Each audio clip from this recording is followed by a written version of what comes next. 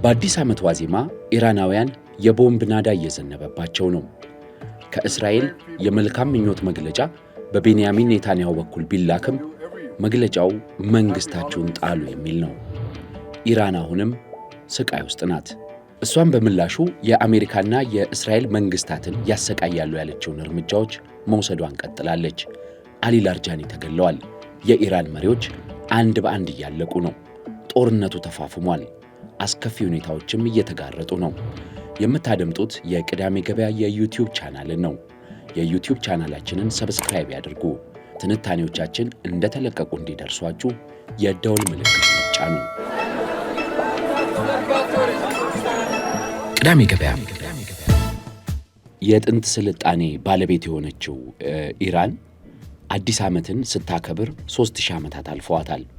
ይህ አዲስ ዓመት በኢራናውያን በ90 ሚሊዮኑ ኢራናውያን ብቻ ሳይሆን በአካባቢው የሚገኙ እንደነ አዘርባይጃንና የኩርድ ሕዝቦችንም በኢራቅ ውስጥ የሚገኙ ማህበረሰቦችንም ጨምሮ ወደ 300 ሚሊዮን ሕዝብ ነው ኖሩዝን የሚያከብረው። ኖሩዝ የፋርስ አዲስ ዓመት ነው። ጥንታዊ በዓል ነው። አሁን ከእስልምናው ጋር አጣጥመውት ለማስኬድ እየሞከሩ ነው ኢራናውያን።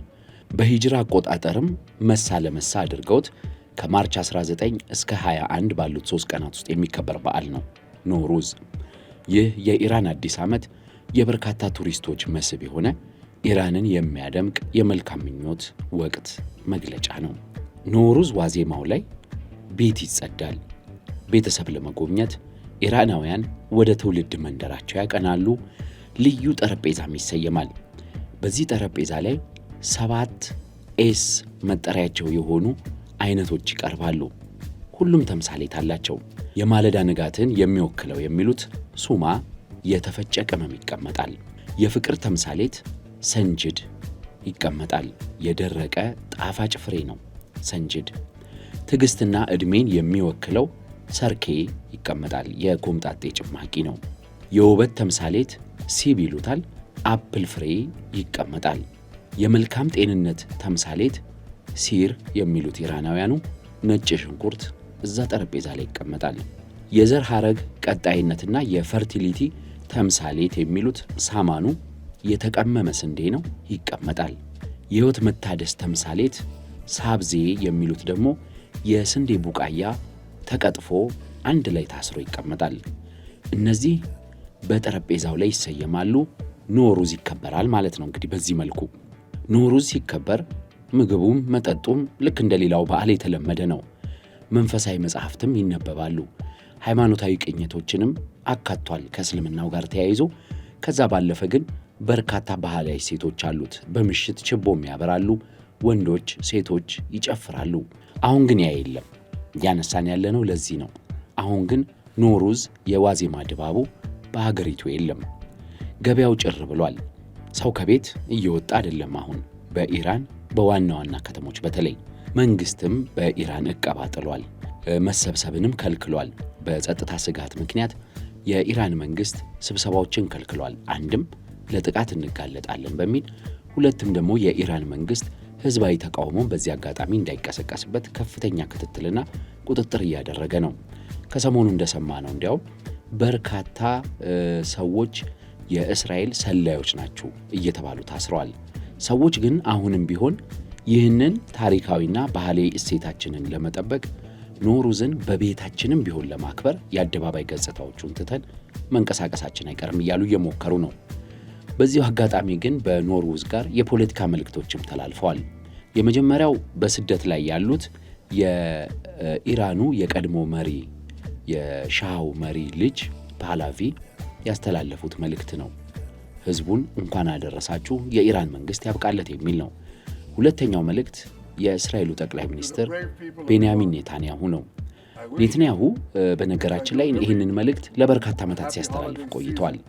የኢራን ህዝብ እንኳን አደረሳችሁ፣ ይህ በጣም ደማቅና ከለርፉል በዓልን አስጠብቁ ይላሉ ኔታንያሁ ሁሌም።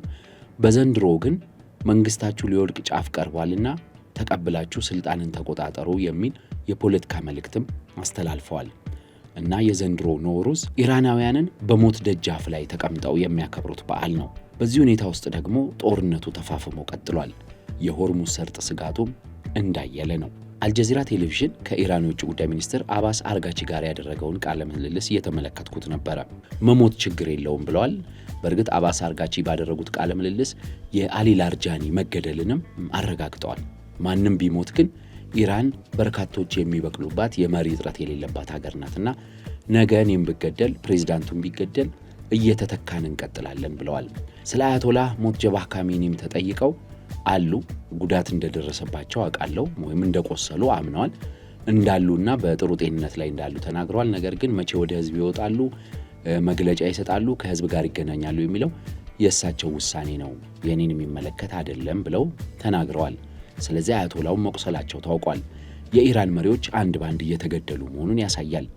በአልጀዚራው ቃለ መጠይቃቸው አባስ አርጋቺ ሌላው ያነሱት ነገር እኛ ያጠቃነው የአሜሪካን የጦር መሰረተ ልማቶች በገልፍ ሀገራት የሚገኙና የአሜሪካ ተቋማትን ነው ብለዋል። ለምን የአውሮፕላን ጣቢያዎችን፣ መኖሪያ መንደሮችን አጠቃችሁ ለሚለው አሜሪካ በጦር ካምፖች ያሉ ወታደሮቿን ወደ ተለያዩ ሆቴሎች ማስፈሯን ተከትሎ ነው ሆቴሎች የመታ ነው እንጂ እኛ ጉዳት አላደረስንም ብለዋል።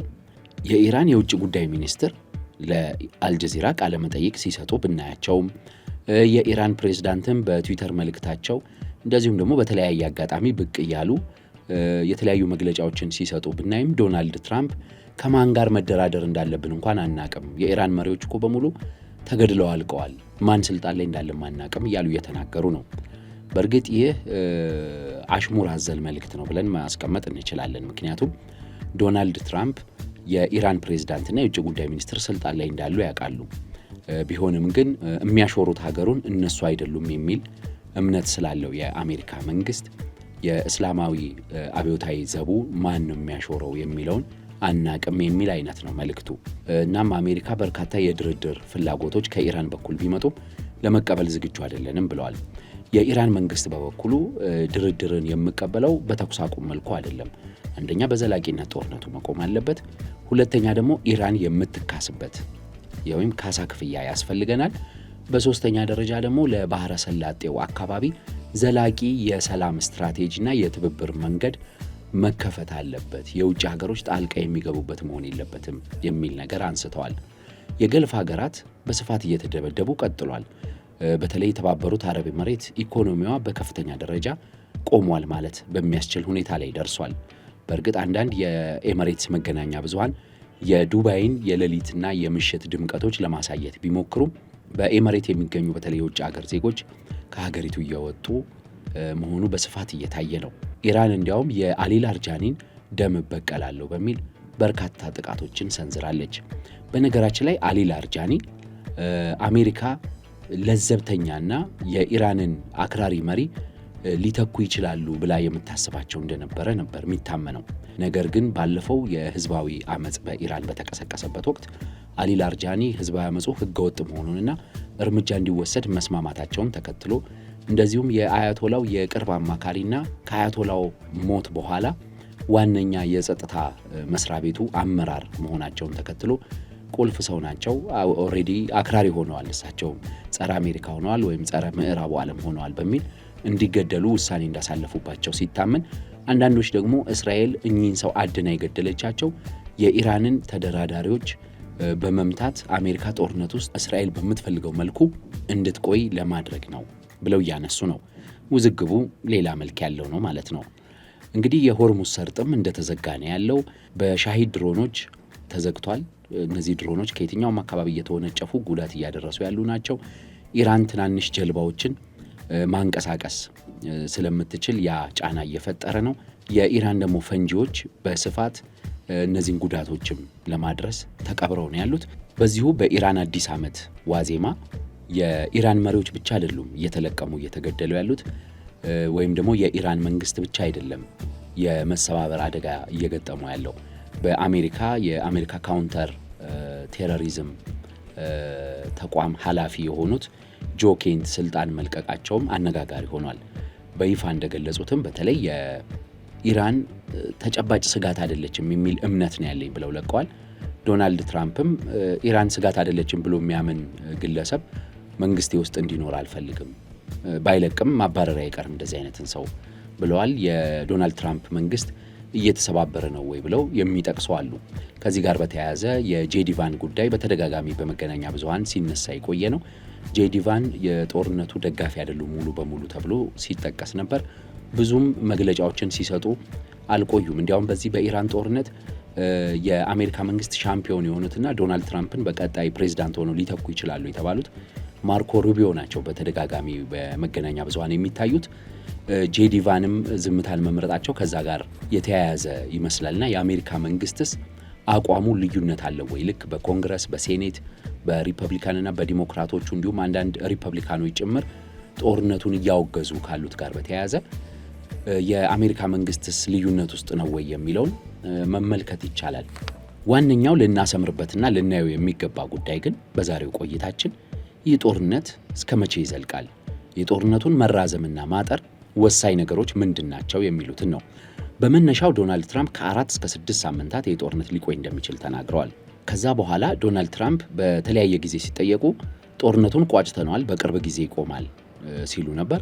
አሜሪካ አቅም አላት፣ እስከፈለገችው ድረስ ጊዜ መዋጋት ትችላለችም እያሉ ሲጠቅሱ ተሰምቷልና የኢራን መሪዎች ዶናልድ ትራምፕ ተገደው ነው ወደዚህ ጦርነት የገቡት በእስራኤል በኩል እንጂ የአሜሪካ ፍላጎት አይደለም ብለው እንዲናገሩም ያደረጋቸው እነዚህ ነጥቦች ይመስላሉ። የእስራኤል መንግስት በበኩሉ ደግሞ ከ4 እስከ 6 ሳምንት የሚቆይ የጦር እቅድ አውጥቶ እየተንቀሳቀሰ መሆኑን ተናግሯልና ይሄ ጦርነት 2 ሳምንት ዘሎ 17ኛ ቀኑ ላይ ደርሷል ብንልም 1 ወር ቢያንስ የመድፈን እድሉ በጣም ሰፊ ነው ማለት ነው። ይሄ ጦርነት የሚወስኑት 6 ነጥቦች አሉ፣ የመራዘሙንና የማጠሩን። በእኔ እምነት እነዚህ 6 ነጥቦች ብዬ የለየኋቸው ምንድናቸው የሚለውን ላስቀምጥላችሁ። ከተለያየ መገናኛ ብዙሃንና ከተለያየ ተንታኞች መነሻነት ነው ይህንን ነጥብ ያስቀመጥኩት። የመጀመሪያው የኢራን መንግስት ከተተካ የሚለው ነው። የኢራን መንግስት እነ እስራኤል እና አሜሪካ እንደሚሉት የኢራን መንግስት ከፈረሰና ከወደቀ ይሄ ጦርነት የሚያበቃው የዛኔ ነው። ስለዚህ የኢራን መንግስት ይወድቃል አይወድቅም የሚለው አንዱ የጦርነቱ ወሳኝ ጉዳይ ነው። ሁለተኛው የኢራን የመቋቋም ወይም ደግሞ የአይበገሬነት መጠን ነው።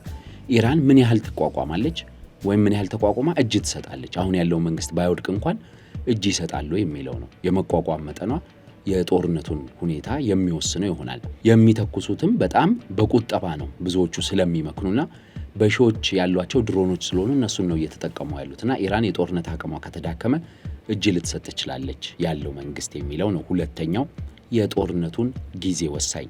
ሶስተኛው ደግሞ የዓለም ኢኮኖሚ ነው። በዓለም ኢኮኖሚ በተለይም በነዳጅ ገበያ ሀገራት የሚጎዱ ከሆነና የነዳጅን ዋጋ መናር መቋቋም የማይቻል ከሆነ ወይም $100 አልፎ ኢራንም እንዳስቀመጠችው $200 አስገብቼ ዓለምን አስጨንቃለሁ እንዳለችው ኢራን የነዳጅ ዋጋ ወደዛ የሚሄድ ከሆነና የዓለም ኢኮኖሚ ከፍተኛ ቀውስ የሚደርስበት ከሆነ ከሁሉም አቅጣጫዎች ጫና መምጣቱ ስለማይቀር በእነ አሜሪካ በኩል ጦርነቱን ለማቆም ሊገደዱ ይችላሉ። ስለዚህ የዓለም ኢኮኖሚ ምን ያህል ይታገሳል ይህንን ጦርነት የሚለው ሶስተኛው የጦርነቱ እድሜ ወሳኝ ጉዳይ ብዬ አስቀምጫለሁ። በአራተኛነት የጦር መሳሪያ አቅም ነው። የኢራን የጦር መሳሪያ አቅም መቼ ያልቃል? የአሜሪካ ተተኳሾች አንዳንዶች ደግሞ የጸረ ሚሳኤሎቹ ምን ያህል ክምችት አላቸው እና አሜሪካ የሚሉትን ያነሳሉ። ከዚህ ጋር በተያያዘ ለምሳሌ የአሜሪካ መንግስት ኢራን በሆርሙዝ ሰርጥ ፈንጂዎችን ብትቀብር በቂ ፈንጂ ማምከኛ የመርከብ ትጥቆች የሉትም ብለው ሲያነሱ እንደነበረው ልክ እንደዚህ ሁሉ አያልቅም ተብሎ አይታሰብም። የማምረት ፍጥነቱም በዛው ልክ ላይሆን ይችላል። ስለዚህ የጦር መሳሪያ የተመናመነ ጊዜ ወይም ደግሞ ስንቅና ትጥቅ የጎደለ ጊዜ የጦርነቱ ማብቂያ ሊሆን ይችላል። ይሄ ግን በጣም የተራዘመ ጊዜ እንደሚሆን ገምታለሁ። በአምስተኛነት የሀገር ቤት ፖለቲካ ነው። የኢራንን ፖለቲካ አስቀምጠናል በአንደኛና በሁለተኛ ላይ። በአምስተኛነት ያስቀመጥኩት የሀገር ቤት ፖለቲካ ስል የአሜሪካን ፖለቲካ ነው እና የእስራኤልን ፖለቲካ። እስራኤልን በቀጣይ ዓመት ምርጫ አላት። አሜሪካ ደግሞ በዋናነት በጦርነቱ ጫና እየደረሰባቸው ያሉት ዶናልድ ትራምፕ ናቸው። በተለይ የአሜሪካ መንግስት ጫና ቢያርፍበትና በሀገር ቤት ከፍተኛ የፖለቲካ ኪሳራ ቢገጥመው ዶናልድ ትራምፕ ጦርነቱን ለማስቆም ሊገደዱ ይችላሉ። ስለዚህ የፖለቲካ ሁኔታ ወሳኝ ነው። በስድስተኛነት ግን እስካሁንም ዝግ ያልሆነው የድርድር ጉዳይ ነው። አደራዳሪዎች ሊመጡ ይችላሉ። የሩሲያ መንግስት የማደራደር ሀሳብ እንዳለው ይታወቃል። የኢራንንም የእስራኤልንም መሪዎች በእኩል የሚያገኙት የሩሲያው ፕሬዝዳንት ቭላዲሚር ፑቲን እንደሆኑ ነው የሚነገረው። ከዛም በተጨማሪ የአውሮፓ ሀገራትም ድርድሮች እንዲመጡ ግፊት ሊያደርጉ ይችላሉ። ስለዚህ እነዚህ 6 ነገሮች የጦርነቱን የቆይታ ጊዜ የሚወስኑት ናቸው። ይሄ ጦርነት ግን በአጠቃላይ ያለው 2 ጣፈንታ ነው። አንደኛ አጭር ጦርነት ሊኖር ይችላል፣ በተንታኞች እስከ 3 ወር ሊራዘም ይችላል የሚል ነው። አጭር ጦርነት ኢራን ተዳክማ ስምምነት ሊደረስበት የሚችለው ጦርነት ብለው የሚያስቀምጡት። በሁለተኛ ደረጃ ደግሞ የዚህ ጦርነት ጊዜ ከተራዘመ ከ3 ዓመት ያላነሰ ይሆናል። በዚህ ከ3 ዓመት ያላነሰ ጦርነት ደግሞ ኢራን እነ ሀውቲን እነ ሐማስን እነ ሂዝቦላን የመሳሰሉና በአረብ ኤሚሬቶችም በኩዌትም በኢራቅም እንደዚሁም በሳውዲ አረቢያም ታጣቂዎችን እያደራጀች የምትቀጥልበት ሁኔታ ይፈጠራል። እነ አሜሪካም በተለያየ መልኩ በኩርዶችም እያደረጉ ጦርነቱን የሚያስቀጥሉበት ሁኔታ ይኖራል። ምናልባት እነ ሩሲያም እነ ቻይናም የተለያዩ ሚሳኤሎችና ጦር መሳሪያዎችን ለኢራን ድጋፍ እያደረጉ 3 ዓመት ሊቆይ ይችላል ብለው ያስቀምጣሉ። የዓለም ኢኮኖሚ ግን 3 ዓመት የሚታገስ አይመስለኝም። ለወራትም ይሄንን ጦርነት መታገሱን እንጃ። ስለዚህ በርካታ ሀገራት ጫና ሳርፈው ወይንም ደግሞ የኢራን መንግስት ተጎድቶ ይሄ ጦርነት በጥቂት ወራት ውስጥ ምናልባትም በጥቂት ሳምንታት ውስጥ መቋጫ የሚያገኝ ይመስለኛል።